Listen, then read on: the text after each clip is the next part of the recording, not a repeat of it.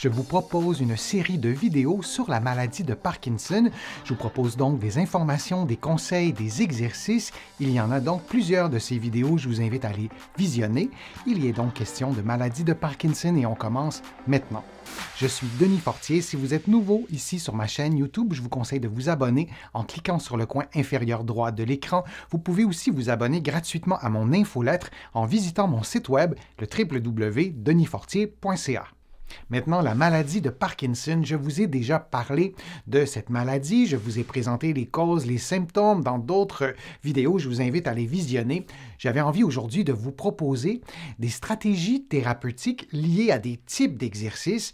Mise en garde, les exercices que je vous propose ou le type d'exercice que je vais vous proposer aujourd'hui, vous devez adapter les conseils à votre condition physique, à votre équilibre, à votre endurance cardio-respiratoire. Vous devez également demander à votre médecin si ce type d'exercice est adapté, est adéquat pour votre situation. Vous pouvez faire des exercices aérobiques de plusieurs façons. Par exemple, vous pouvez danser, vous pouvez marcher rapidement. Il est indispensable que votre fréquence respiratoire augmente. Si vous pouvez parler normalement pendant que vous faites un exercice aérobique, ce n'est pas un exercice aérobique. Vous devez avoir un peu de mal à parler en même temps. Votre fréquence respiratoire doit être augmentée suffisamment. Le vélo stationnaire est un outil fort intéressant pour faire des activités aérobiques dans un contexte de maladie de Parkinson. Une des difficultés dans les mouvements en présence de la maladie, c'est d'initier le mouvement et aussi de synchroniser le côté gauche avec le côté droit. Ce n'est pas toujours simple. Et le vélo stationnaire ou le vélo d'appartement a ceci de très avantageux. Vos pieds peuvent être attachés après le pédalier. Il y a différentes formes de pédalier. Et lorsque vous initiez le mouvement avec, disons, le pied droit, eh bien, le pied gauche se trouve à être entraîné dans le mouvement. C'est un mouvement circulaire et il est beaucoup plus facile de continuer à faire le mouvement. Il y a un effet d'entraînement avec le pédalier, alors ça peut être intéressant. Ça peut être intéressant aussi dans un contexte où l'équilibre est plus difficile. Vous êtes en position assise, vous pouvez avoir des points d'appui, évidemment, sur un vélo stationnaire ou un vélo d'appartement. L'autre élément intéressant, vous pouvez aussi avoir un indicateur avec une pince que vous utilisez sur l'oreille ou en plaçant vos mains à des endroits précis sur votre vélo stationnaire. Ça peut vous donner aussi votre fréquence cardiaque et, par exemple, vous pourriez vous fixer un objectif d'atteindre telle fréquence cardiaque pour 5, 10, 15, 20 minutes. Alors, le vélo stationnaire, c'est intéressant. C'est un peu la même logique aussi pour le tapis roulant. Donc, lorsque vous utilisez un tapis roulant, vous tirez les mêmes avantages que je viens tout juste de décrire. Vous n'aurez pas l'effet d'initiation du mouvement comme vous l'avez avec le pédalier. Donc, les deux membres inférieurs sont d'une certaine façon indépendants. Donc, dans un contexte où l'équilibre est plus difficile, le tapis roulant n'est pas indiqué. Par contre, il y a aussi une question de goût, de plaisir. Peut-être que vous préférez faire du tapis roulant que faire du vélo stationnaire. Les exercices de résistance offrent aussi d'immenses avantages pour votre santé en présence de maladie de Parkinson. Bien sûr, un exercice de résistance, lorsqu'il est bien quantifié, augmente votre force musculaire, mais augmente aussi vos capacités fonctionnelles. Il a été bien démontré que ce type d'exercice augmente votre qualité de vie, votre sentiment de bien-être. Il a aussi comme avantage de prévenir l'ostéoporose. On l'oublie, la santé des muscles est directement liée à la santé des os et les exercices de résistance préviennent aussi la sarcopénie, qui est l'affaiblissement des muscles, la perte de force musculaire qui est liée à l'avancée en âge, qui n'est pas liée à la maladie de Parkinson. Mais lorsqu'on a la maladie de Parkinson, on va aussi vieillir, alors nos muscles ne sont pas protégés de la sarcopénie et de faire des exercices de résistance peut aider à prévenir la sarcopénie. Deux autres avantages des exercices de résistance. Le premier, il est associé à un meilleur équilibre. Souvent, pour améliorer son équilibre, on se dit « je vais faire des exercices d'équilibre », ce qui est tout à fait logique et tout à fait valable. Par contre, d'ajouter des exercices de résistance à un programme d'exercice d'équilibre augmente également l'équilibre et diminue le risque de chute. Deuxième avantage, le fait d'avoir plus de force peut vous aider aussi dans la marche, dans vos déplacements, peut aussi vous aider dans votre endurance à la marche. Alors, il y a vraiment de nombreux avantages à faire des exercices de résistance.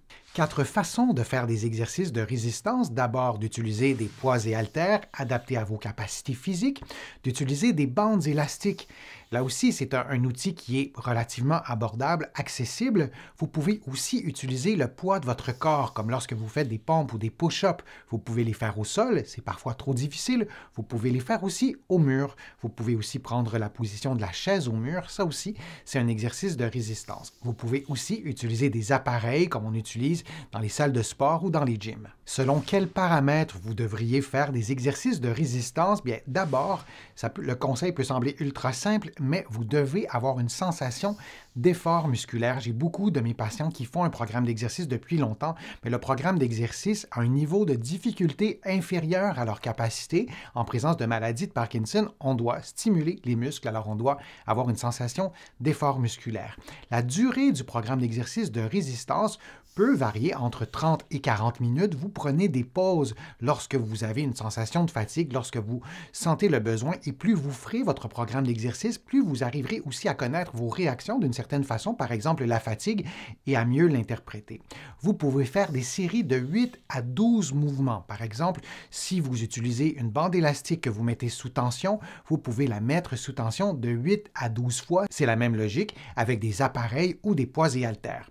Vous pouvez aussi décider de maintenir la position, que ce soit avec un élastique ou avec un poids. Donc, vous pouvez maintenir la position pendant 10 secondes et revenir à la position neutre et vous répéter une dizaine de fois. Il est recommandé de faire 2 à 3 séries et de répéter ces séances 2 à 3 fois par semaine durant quelques mois, idéalement durant 8 à 12 semaines, et de modifier régulièrement votre programme d'exercice, par exemple chaque 3 ou 4 semaines. Un conseil aussi qui peut être utile pour améliorer votre équilibre lorsque vous faites des exercices, n'utilisez pas les mains pour vous tenir.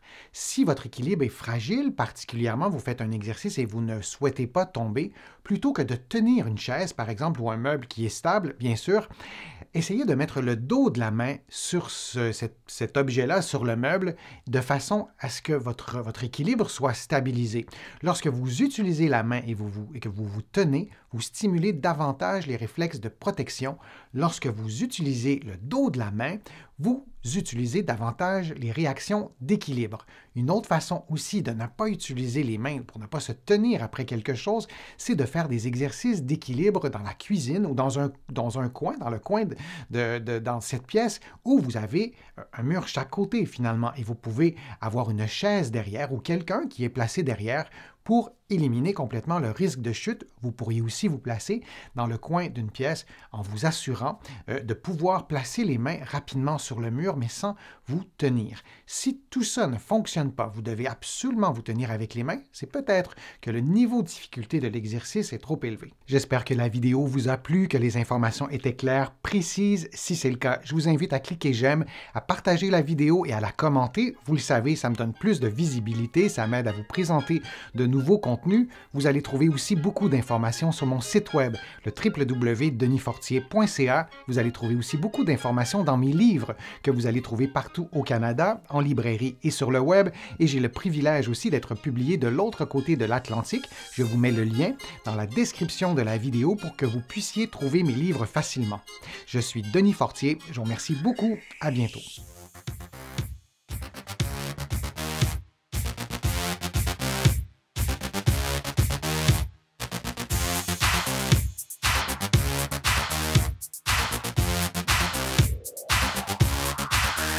Shh.